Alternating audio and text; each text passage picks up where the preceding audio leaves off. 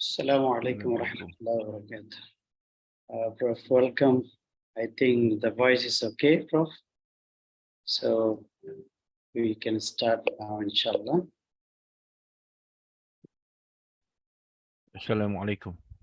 Assalamu rahmatullah. Alhamdulillah. Is it audible? Yes, Prof, is it clear now? Voice is clear? Yeah, everything clear. Alhamdulillah. Okay, inshallah. Okay, Bismillah ar-Rahman ar-Rahim. Alhamdulillahi Rabbil Alameen, wa salatu wa salamu ala nabiy al-Amin, wa ala alihi wa sahbihi ajma'in, wa tabi'ina lahum bi ihsanin ila yawmiddin.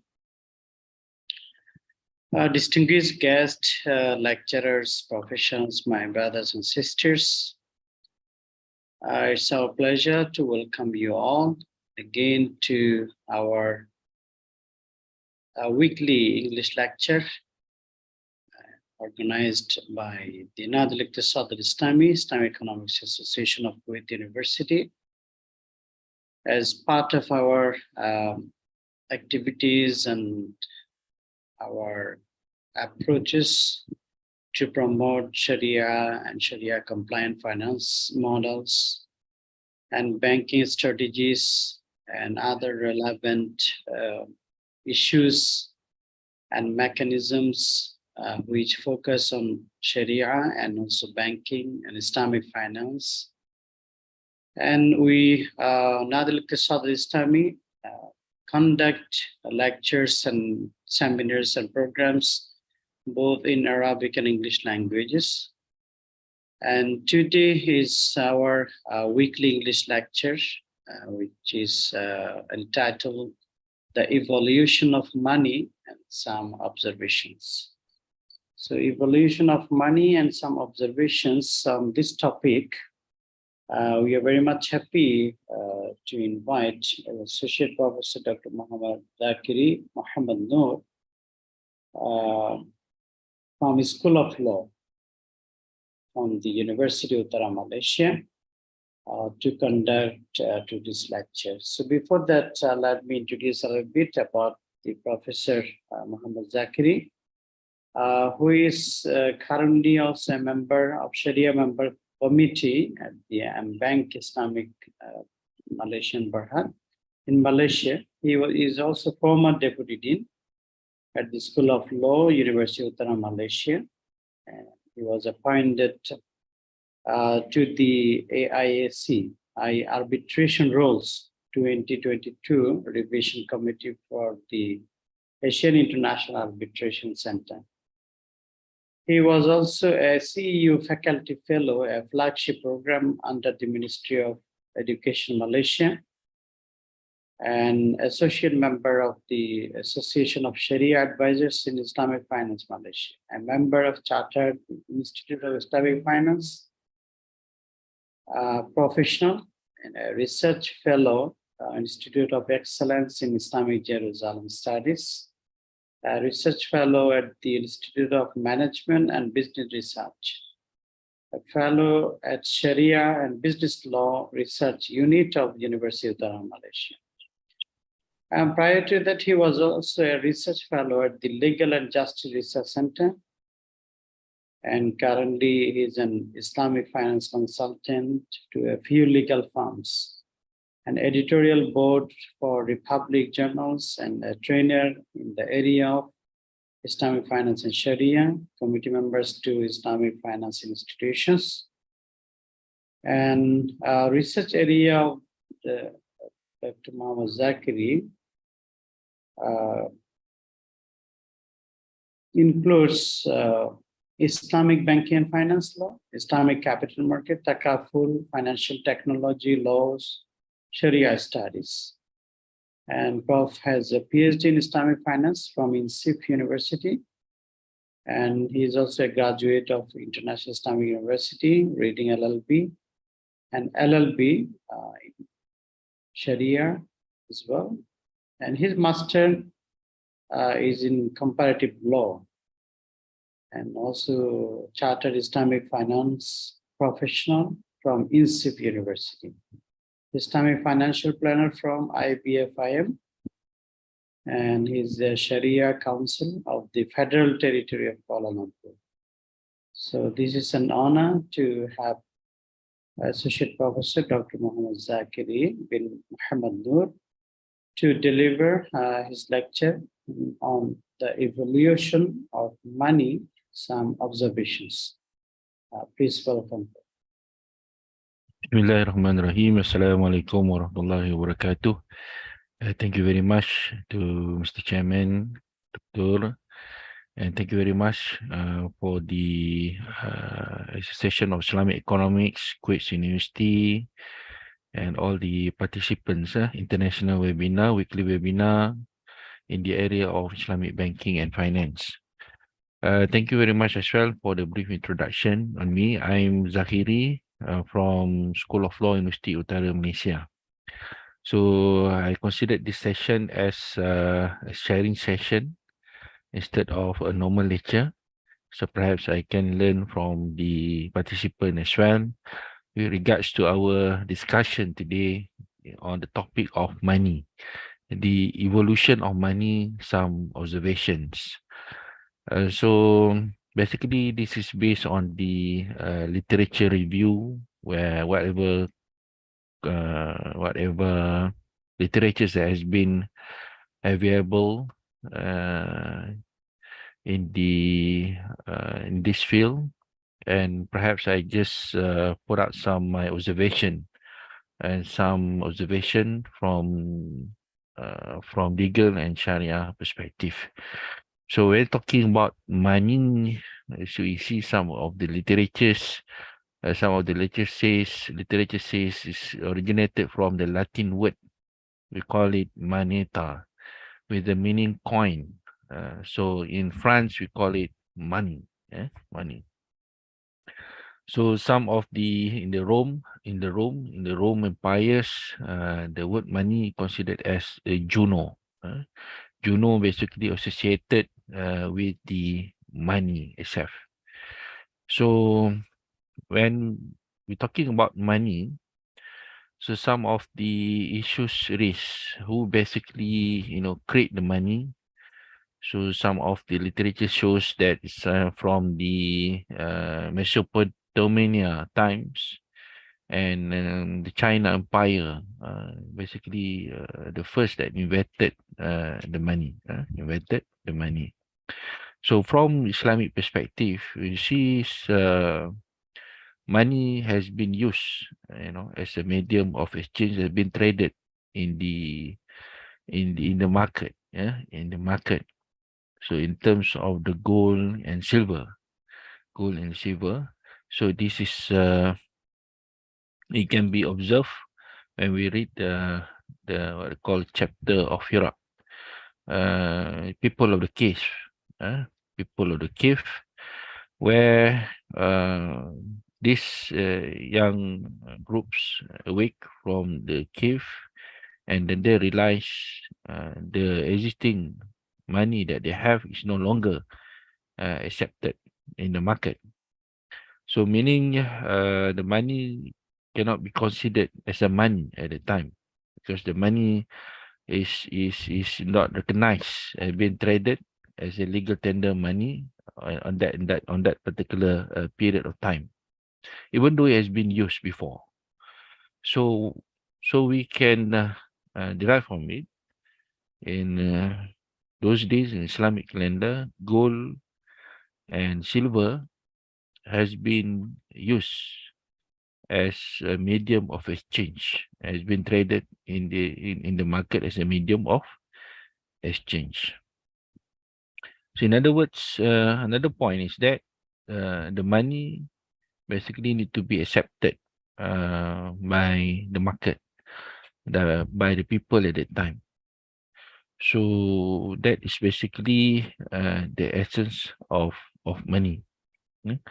So when we talk about the money, of course, it relates to certain rules and condition from Islamic perspective, and is subject to the rule of interest, and is also subject to the rule of what we call rule of zakat. When we're talking about ribawi item, gold and silver. But in our modern times, modern days, you call fiat money, is considered as a medium of exchange. They've been treated as a medium of exchange.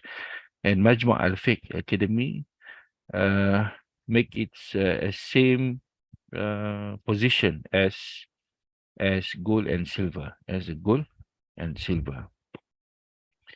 Can we move to the next slide? So when we're talking about the contemporary Islamic finance, just now we're talking about how the origins of money and whatnot, and how the money has been circulated as a medium of exchange. The gold and silver has been circulated in the market, in the real economy, as a medium of exchange. The question here is, uh, how do old peoples do the transactions? Before we have what I call banking and finance institutions, they use the what I call barter trade. So when there is a World War, way back in 1930s, in deep depression and whatnot, people start invented the money because there is a scarcity of the gold and the silver.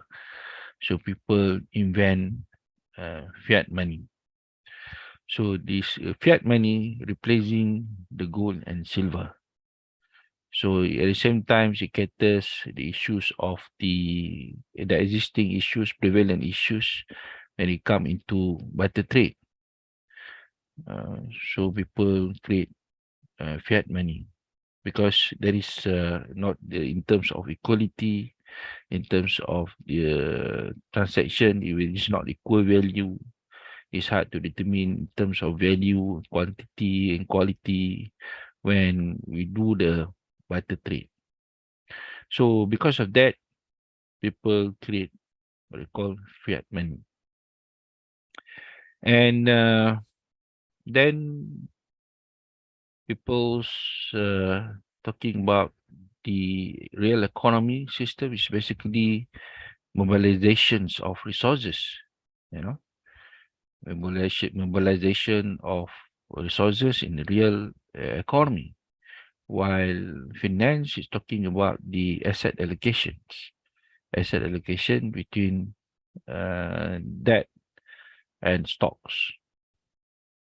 And then, there is elements of interest coming in. Who basically invent the interest? And of course, we're talking about gold and silver. So it tie up with certain rules, the rules of riba and rule of zakat, because it's basically ribawi items. So finance is basically asset allocation between debt and equity, and then come to framework of banking. So the banking exists in the framework of finance within the framework of interest. Because in essence, in the case of Folly versus Hill, the relationship between the banker and the customer is basically debtor and creditor. The essence of the banking is basically money borrowing and lending with interest. With interest. And of course, Islamic banking prohibit, all these elements, prohibited elements, be it riba, gharar, maisir, gambling, fraud, and whatnot. But money is basically, we see, can we move to the next slide? So talking about, so medium, as I mentioned, that money is basically a medium of exchange. Money cannot be treated as commodity of trade. So when we're talking about between the buyer and seller, right? The seller sell the commodity, and then the what I call the money is considered as medium of exchange, and is a part of the consideration in terms of pricing, because because price is make as a consideration to the buyer whether you want to buy or not. Which basically the essence of sale is basically willing buyer and willing seller with the mutual consent, and money has been used, as a medium of exchange, and the pricing is considered as a consideration whether it's equal or not equal, and whatnot. And then we have the terms what we call trading and commerce. Right. Can we move to the next slide?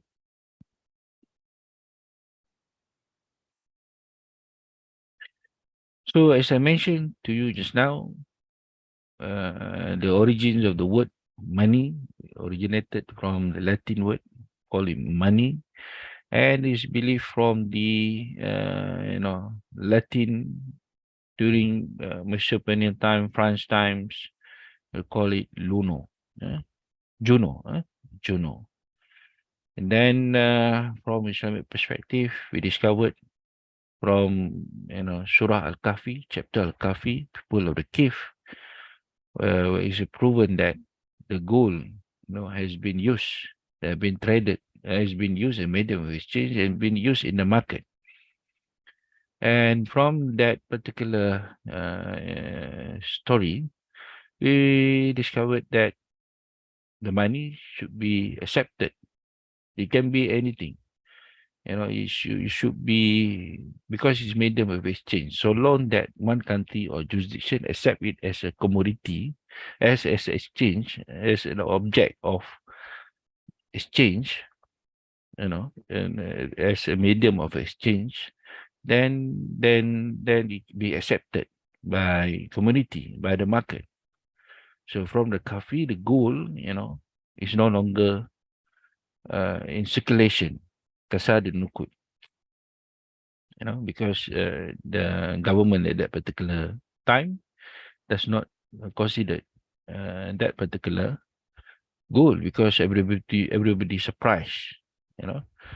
So it's no longer in our contemporary world considered as legal tender of money. But as I mentioned to you, the gold and silver is subject to rule of interest, rule of interest. But in our modern, finance and whatnot, we come across what we call securitization, CDO, collateralized debt obligation, where all the debt has been collateralized, we treat it as an asset, but the originator is basically the debt. So from provisional finance perspective, collateralized debt considered as an asset, but this originally is basically a debt. So that is basically, the essence is how it's worked in the contemporary finance. But gold is always a gold, silver is always a silver, and of course it's subject to certain rules. When we do trade gold with gold, it should be spot basis and equal value, and whatnot. So that is basically, then we see how the money been developed. People start, having the banking and finance institution. People create fiat money, and then in the banking institution, people create what call a credit card and then debit card. We're talking now. We have wallet, e-wallet, you know, and then in our modern institution now, people talking about Bitcoin, Bitcoin and cryptocurrencies, and it's basically a medium of exchange. It's been used as a medium of exchange, and basically to facilitate the entire transaction, be it sale, be it commerce, whether it is online banking, online transaction, people talking about the money. That's basically the evolutions that we have in the market in the contemporary world nowadays. Right. Can we pass? So the concept of money, the essence of money, as I mentioned, the value is basically to facilitate, you know, whatever loopholes that we have in the barter trade before. So as I mentioned to you just now, people start creating what I call fiat money because of the scarcity of the gold and silver, because of the World War and debt depression, whereby in 1935, and people, and then we have what we call World War, 1945, the people start create what they call fiat money. And of course, the ulama, the Islamic jurists discuss. So what is basically these items, the money, fiat money, whether it has the same value, what is the rules applicable, and then they unanimously fiat money need to apply what they call the rules of gold and silver. And the money, of course, should have the what they call some intrinsics as a medium of exchange, store of value, unit of value, and whatnot. But of course, the money should be circulated in the market. So that's why Islam forbid what they call manipulation, hoarding, and corruptions. Because all the dirty money, black money, normally is not being circulated in the market. When the money is not being circulated of the market, of course, they have what they call imbalances. Imbalances in the market will jeopardize the market and whatnot. So that's why the central bank normally will have a series of numbers so that they can see how much money that been circulated in the market. You know, so we have what called rich people and poor peoples, and normally the money need to be circulated from the rich to the poor. And then of course we have what we call the rule of zakat. The rule of zakat, because Allah Subhanahu wa Taala forbid riba and ask us to pay zakat. And every time we read Al Quran, Aqimus Salah, itu zakat. So that is basically the essence, because the essence of money is basically to be circulated from the rich to the poor. And of course, the rich, need to pay zakat. And of course, they got, some spectrums in the society that entitled for the zakat money. So that's why on top of that, Islam also forbid what we call the essence of corruption. And then we see how the collapse of Ottoman Empire, because of one of the factors is because of the corruptions and hoarding. Because in the money, when you have dirty money, normally dirty money is not being circulated in the market. People hide it. So one of the ways, how to curb all this corruption, people start talking in modern days. In what we have now, we're talking about e-money, e-wallet.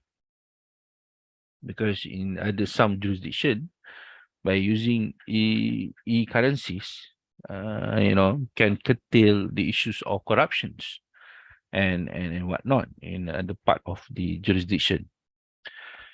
So the essence of money, what most important thing is that the money could not be treated as a commodity of trade. But I posed the question just now, when there is a debt and you collateralize the debt, and then the debt become an asset. That is basically is a debt, whether we can, treat the debt as an asset, treat as a debt as an asset. Because in the modern finance, we have what called the term CDO, collateralized debt obligation, and securitization and whatnot. So that is basically the issues that perhaps, but in essence, is that is very clear rules that money could not be treated as a commodity of trade. Right. Can we pass on? So the function of money, as I mentioned to you, is again and again as a medium of exchange. Money cannot be treated as a commodity of trade. So it's a standard of deferred payment. It's a store of wealth, but then it's, of course, you know, it's subject to elements of fluctuations, money fluctuation. But it's proven that the gold and silver has the stable values in terms of values as a measure of value. So whether you go to the Japan, for example, whether we're talking about e-wallet and things like that, whether you can directly, cryptocurrency, whether it's amount to the current currencies that we have, equal value, measure of value, and whatnot. Because when we want to consider whether money is a money or is it a normal asset, you need to fulfill all these four elements. That is first, a medium of exchange, a standard of deferred payment, store of wealth, and measure of value. Only then we consider it as a money. Otherwise, it's a medium as good as an asset. All right. So you see in the contemporary worlds, you know, so how the banking and eh, the question now is when we can we survive without the bank? Can we survive without the bank? Of course, the financial institution is heavily regulated. It's being dictated by the World Bank, IMF, Basel Committee, Bank for Settlements, International Center for Settlement for Investment Disputes, and whatnot. So these are the bodies that basically, regulate the entire financial institutions. So we have Basel 1, Basel 2, Basel 3, we have the World Bank, and then the notion of fractional reserve banking and whatnot. And of course, we need to follow whatever the bank dictate this, be it conventional banking or Islamic banking, because it's international standard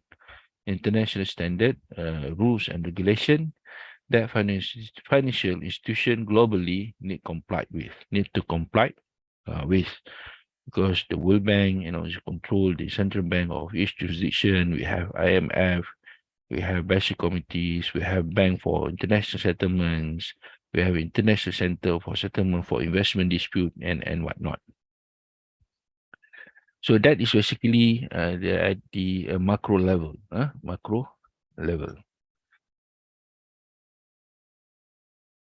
So talking about Malaysian perspective, and of course, as far as banking and finance institutions is concerned, the Central Bank of Malaysia, we call it Bank Negara Malaysia, that regulates the financial institution in Malaysia, be it conventional banking, be it Islamic banking, takaful, insurance, and whether it's a commercial bank, whether it's retail bank, investment bank, development bank, or agro bank, Exim Bank, import and export bank, and whatnot.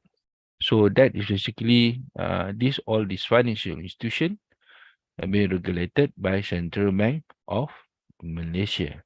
So that is determines, in terms of the macroeconomics activities. And recently, yesterday, Bank Negara Malaysia increased OPR, up to 3%. So that is basically the scenario.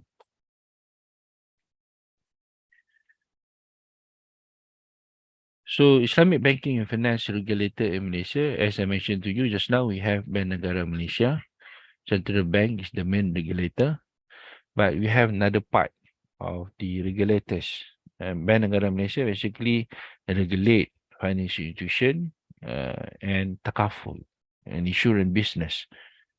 But Securities Commission of Malaysia regulate what we call all the capital market securities industries in Malaysia. And then we have offshore. We have Labuan Financial Services Authority that is basically to regulate the offshore transactions. And then we have Bursa Malaysia and whatnot. Then, of course, Islamic Banking in Malaysia, most of the, contract being, traded by using what they call product by the name of Tawaru. And of course, they have visas and whatnot to really, uh, ensure the Sharia compliance of the Bursa market and whatnot. So that is basically the regulators with regards to the banking and finance. And of course, each regulator, they have what they call independent Sharia advisory body. We Bank Negara Malaysia, we have Securities Malaysia, we have Labuan Financial Services Authority and Bursa Malaysia. They have what they call, very independent and professional Sharia advisory council that has to ensure that entire transaction and businesses are basically Sharia compliant. So can we pass on? So as I mentioned to you, because there is evolution of money, from the Latin word and whatnot, from Islamic perspective. We have what I call the story of people of the cave, where it's proven where gold and silver has been traded in the market, and then the notion of money has been developed.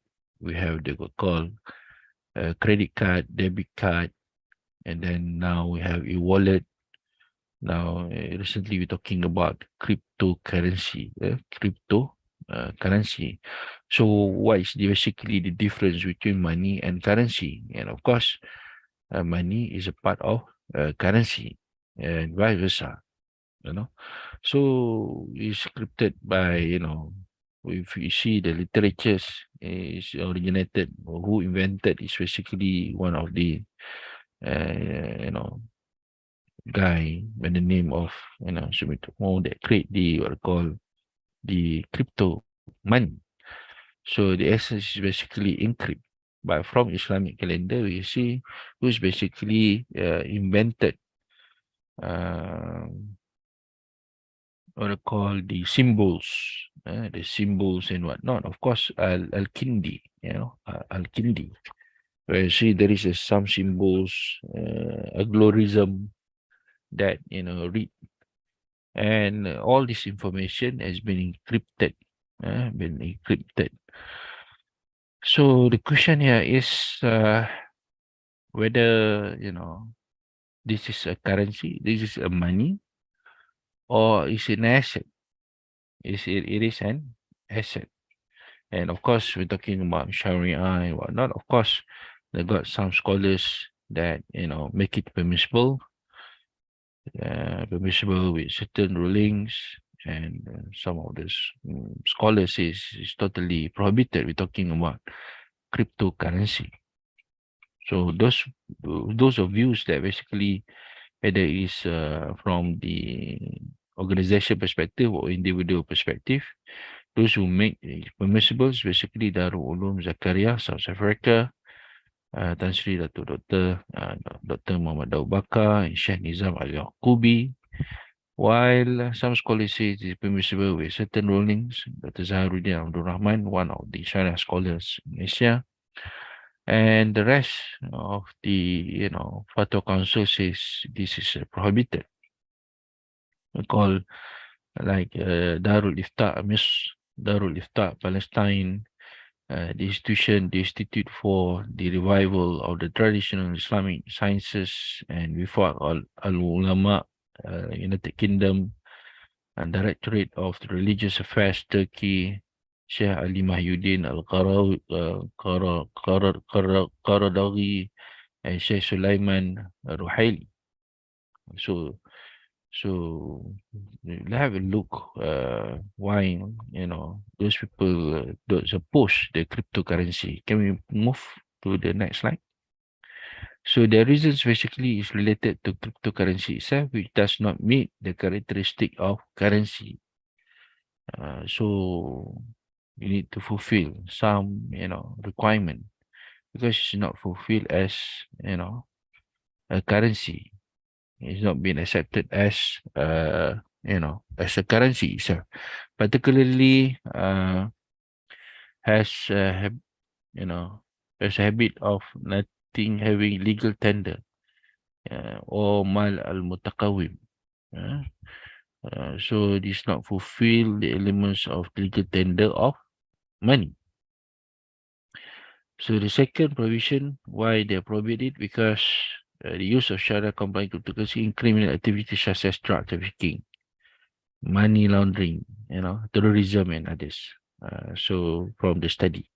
So that's why they are, prohibit cryptocurrency that being circulated in the market. Then let us have a look at for those, what are the reasons for those who allow it. Can we pass the next slide? So reason for its permissibility, it is required because it meets the criteria of the trust-based currency between the contracting parties and accepted by the community, even though the cryptocurrency is not issued by an authority and does not have the legal tender status. But as I mentioned to you just now, because the essence of currency basically they need to be accepted by the community. It's not necessarily gold and silver. It can be anything. It can be anything. So long that it has been accepted by the community as a medium of, exchange and is accepted by the market, then is it according to their view. So there's an element of trust base. Like, so if the people believe with the cryptocurrency, crypto money, so it been accepted widely. So it can be replaced what we call the fiat money that we have. So even though it's not considered as legal money, because so long that people trust and people accept it as a commodity of trade, as medium of exchange, then is considered as a prevalent currency. So that is basically the idea. And then community currency is not issued by an authority and does not have legal tender status. Price volatility has no effect on the thamania value of the cryptocurrencies, just that it does not in the case of the volatile fiat currencies and stocks. Although the issue of cryptocurrency, specifically Bitcoin blockchain network, is unknown, this has no legal ramification because Bitcoin issuing procedure are public knowledge and the issuer can access via the Bitcoin blockchain. That basically the reason. Even though it's not considered legal tender of money, but of course, the user of the cryptocurrency, before you use the cryptocurrency, you have the knowledge and belief in the network they have where the cryptocurrency been transacted via blockchain network. Second, it is necessary to deal with cryptocurrency because it is regarded as an asset, albeit digital investment rather than a currency. Because it's not a currency, this is an asset where the general public, accept it as a commodity of and as a medium of exchange. So in other words, it does not required to fulfill the elements of four elements of money, the function of money that as I mentioned to you just now, that is basically medium of exchange, unit of deferred value, store value, unit of value, and whatnot. So it is basically an asset. So Malaysian position, we are very fortunate because Securities Commission of Malaysia and JAKIM, that is Islamic Department Development of Malaysia, already endorse the permissibility of cryptocurrency with the strict conditions, condition, because they are only allowed for a platform this far, like Luno and whatnot. So only people who transact with through their this what they call exchange platform, digital asset platform, only then is permissible because they need to get the license from the Securities Commission. So one may, have a question whether why it's not regulated by Central Bank of Malaysia, because from Malaysian perspective, cryptocurrency is not a currency. It's an asset because it's not fulfill one element of the money, that is unit of value, unit of value, stock of value. So, so that is basically the essence. So of course they allow it, it's permissible, but then with strict condition. So let us see what are the conditions. Can we pass to the next slide?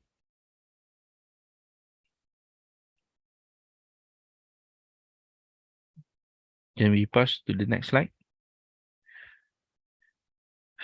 First, they allow it, but with strict condition. First, exchanges between cryptocurrencies and fiat currencies are carried out by meeting the requirement of currency trading of saraf. So the character of the cryptocurrency as a secondary and relative currency is similar to that fiat currency. So as a result, it is appropriate to apply the law of usury riba for the same reason as the price thamaniat. So in this regard, all of the transaction condition for that fiat currency as a ribawi item also apply to cryptocurrency. So you need to comply with the law of saraf, currency trading, and of course it is subject to what they call the position of cryptocurrency as good as fiat money, so that they are subject to usury law, rules and conditions. So the user should be familiar with the major types and features of cryptocurrency. If she wishes to deal with it, consumers should only deal with the cryptocurrencies that are solid technologically foundation and support. So we, as the consumer who want to really use the cryptocurrency, they need to be familiar to check whether the cryptocurrency, they need to have to study the background, how is it operate, whether it's Sharia compliant or not Sharia compliant. So if they have the full knowledge and confidence with that particular cryptocurrency, there are got many types of cryptocurrency in the market.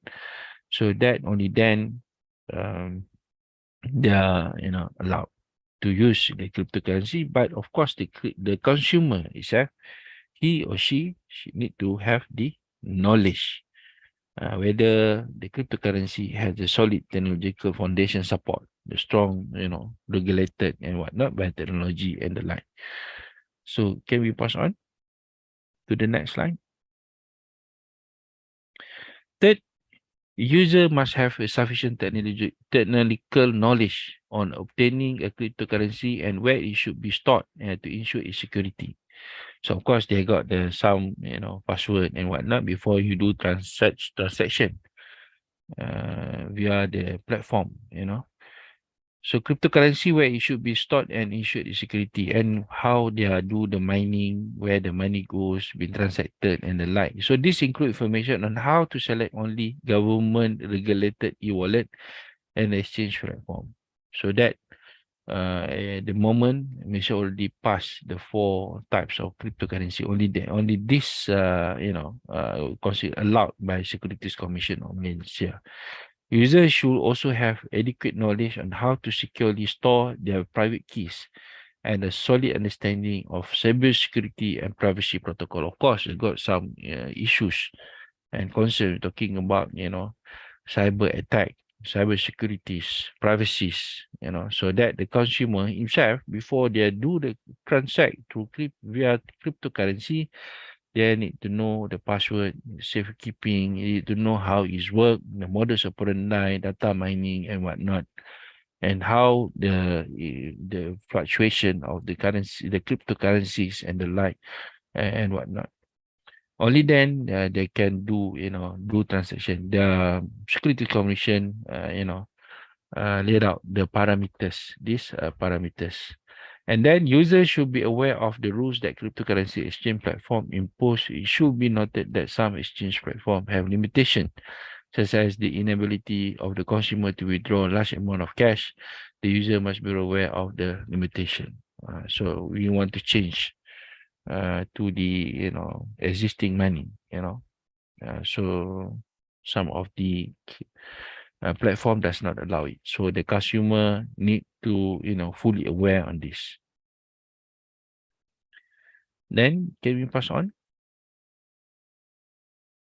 The user must be able to understand and evaluate the cryptocurrency white paper issued if they participate in the cryptocurrency white paper ICO. Those who lack of this skill are easily manipulated and deceived.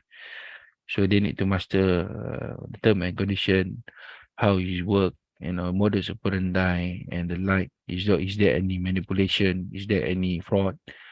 So they need to fully aware. So the burden is on the consumer as to ensure all these parameters be complied with.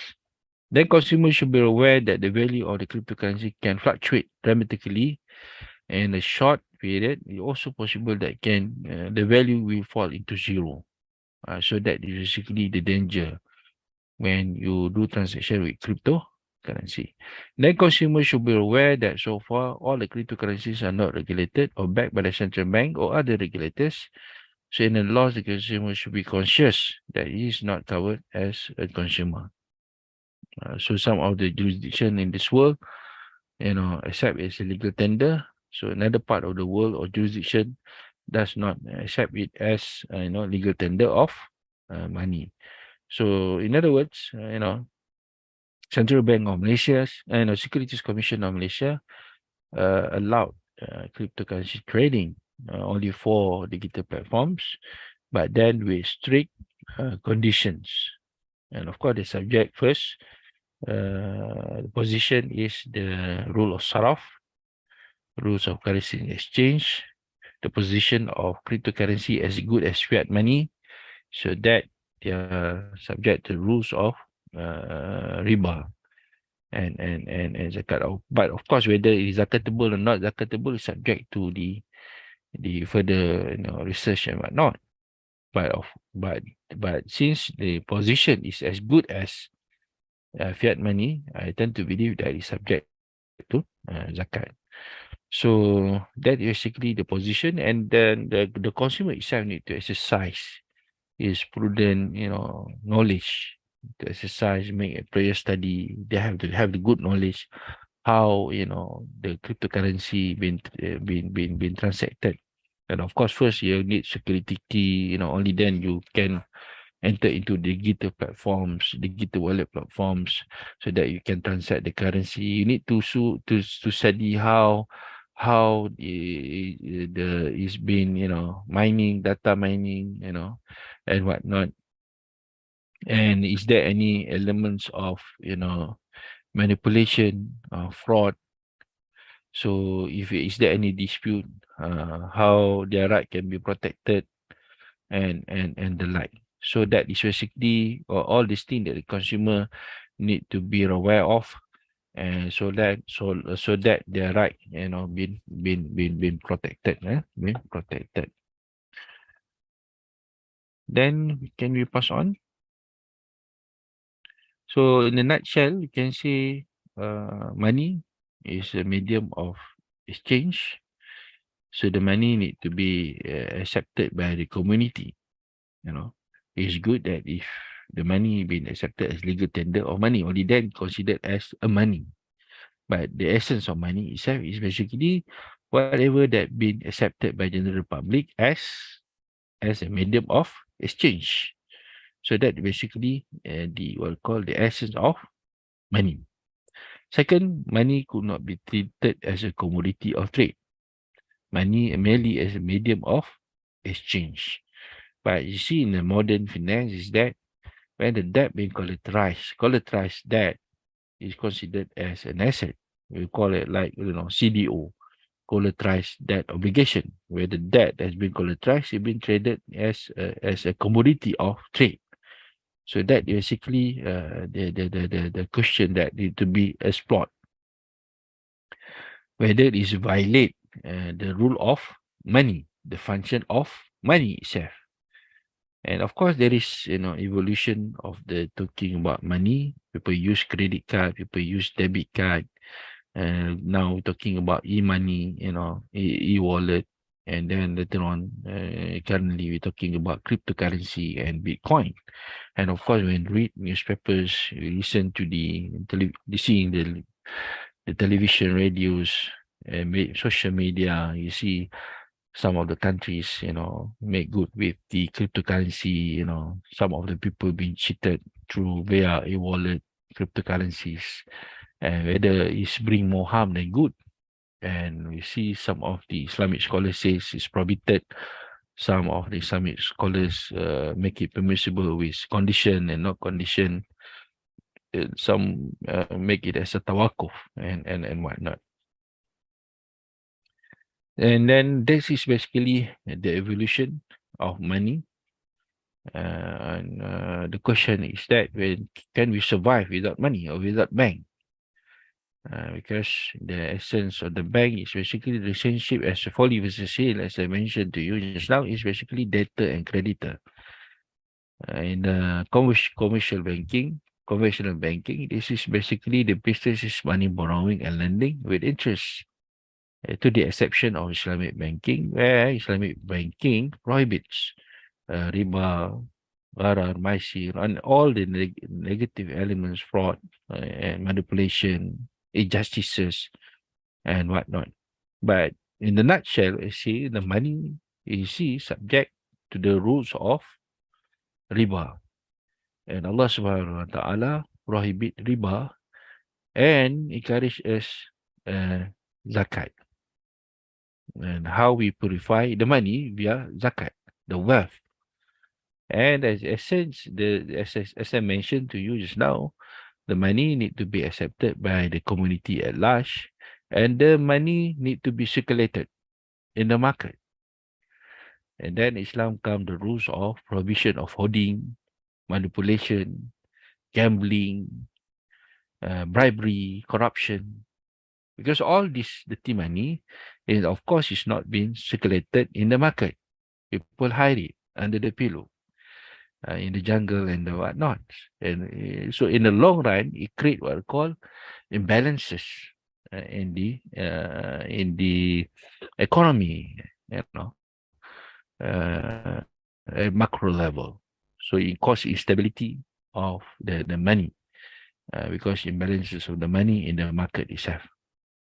And of course, when talking about money, trading with money, of course, Islamic scholars, as far as speak muamalat is concerned, talking about the rules, saraf, rules of exchange of currencies, and of course, rules of riba, zakat, and whatnot. So with that, I thank you everyone for listening. I do apologize for any shortcoming. Perhaps I can learn something from the participants, the audience, when it come into the discussion later on. Thank you very much.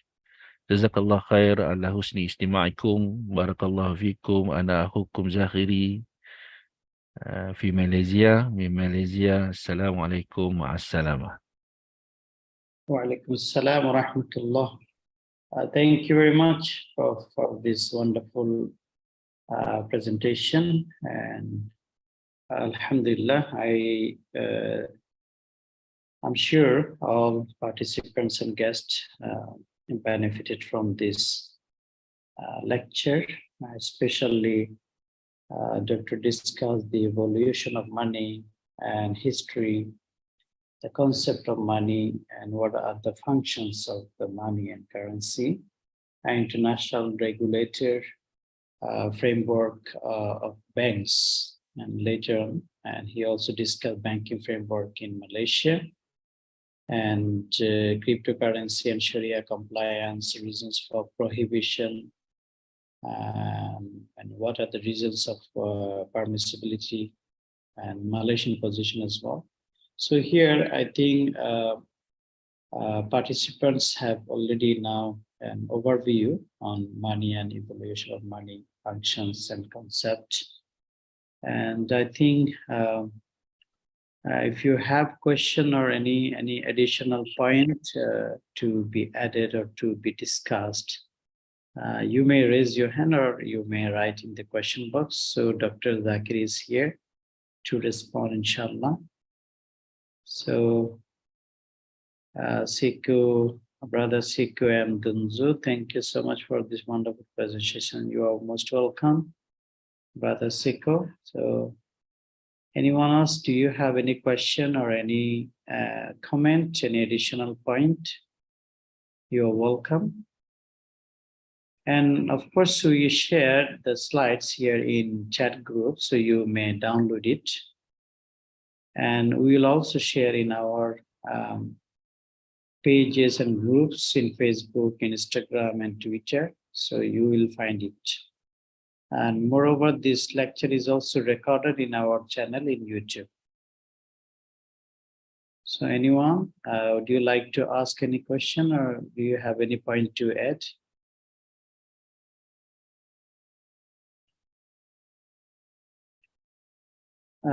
Do we have certificate for this? Yes, of course, we do have certificate. So you just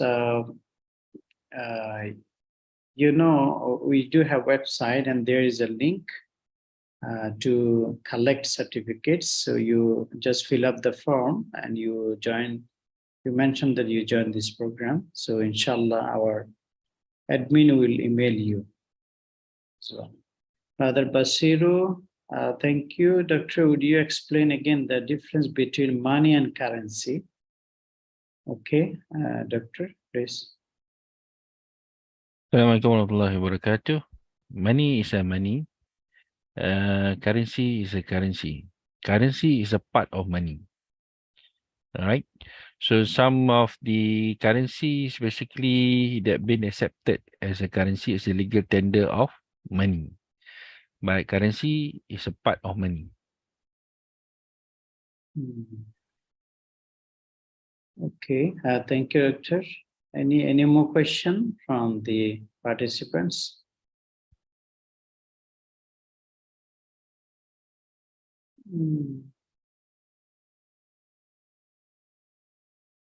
Any more question? Yeah, evaluation form is here. You can see, Brother Siko. We shared evaluation form in the chat group.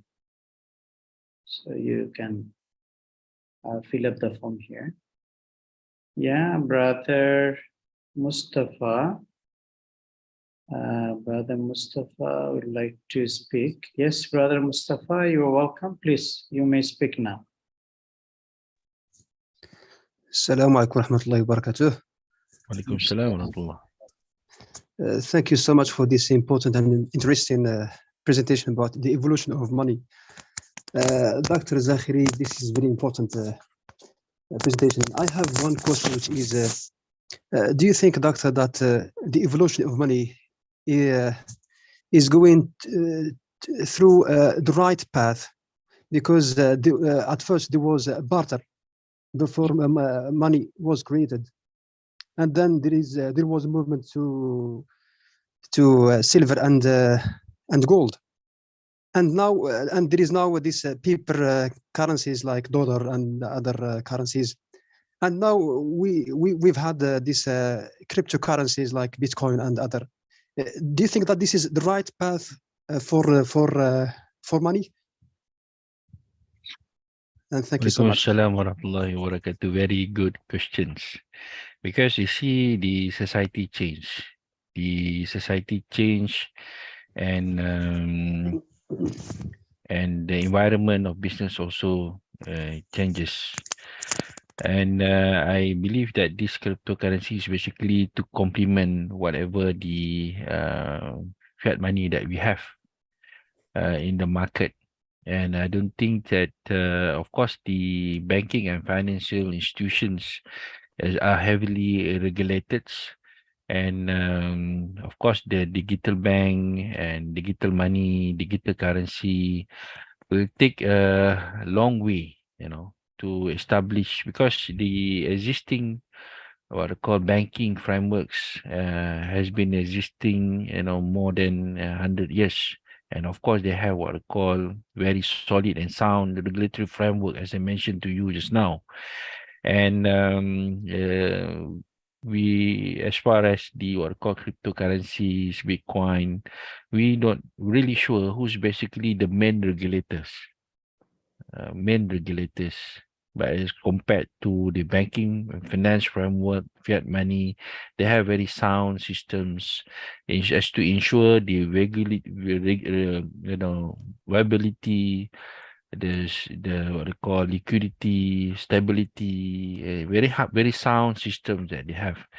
So I believe that the cryptocurrencies and Bitcoin is merely a complement to the existing fiat money or money framework that we have, because people are moving and doing the technologies, know-how and whatnot. At the same time, we see some of the hiccups, issues where the systems has been hacked, triggers a lot of issues as well.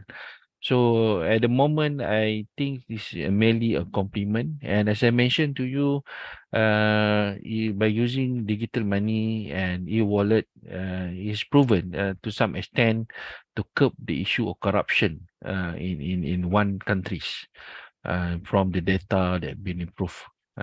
So coming back to your question, I think this is merely a complement, and it will take years to establish digital banking and digital money framework. But whether we like it or not is a part of our system at the moment. I hope Okay. I answered you. Yeah, thank you, Prof. Right. So any more question? No worry, sister, no relay, born courage. Yeah, okay, thank you very much. Any question? Any other point?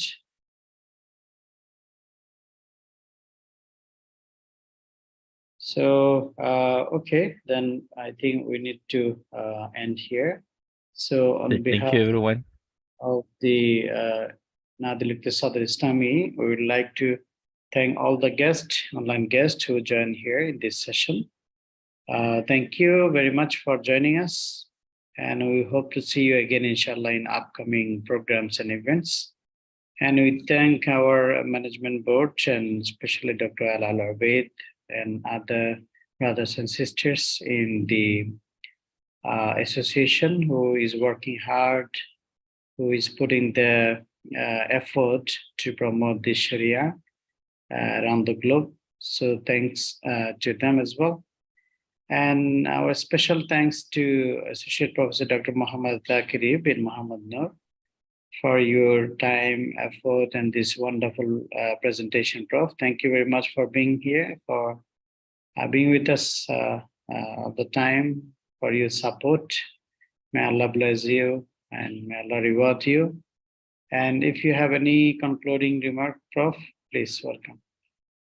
Thank you, everyone, for listening and joining this very fruitful, wonderful session.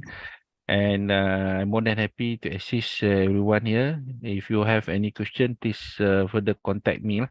Contact me at my contact address in the slide given. So always keep in touch. So of course, the changing of the times, we changing of the technologies and the changing, we need to adapt to the changes. Otherwise, we left behind, because everything change. Come innovation, evolution. So the most important thing is that we need to adapt to the changes, and then we need to study. We need to equip our knowledge, so that we keep learning how the changes being made, and we try to adapt to the changes. Otherwise, we will left behind. Thank you, everyone. Thank you, Prof. Okay, there we end here today's session. Subhanakallahumma bihamdik, ashhadu an la ilaha illa anta, astaghfiruka wa atubu ilayk. Assalamu alaikum wa rahmatullahi wa barakatuh. Waalaikumsalam warahmatullahi wabarakatuh.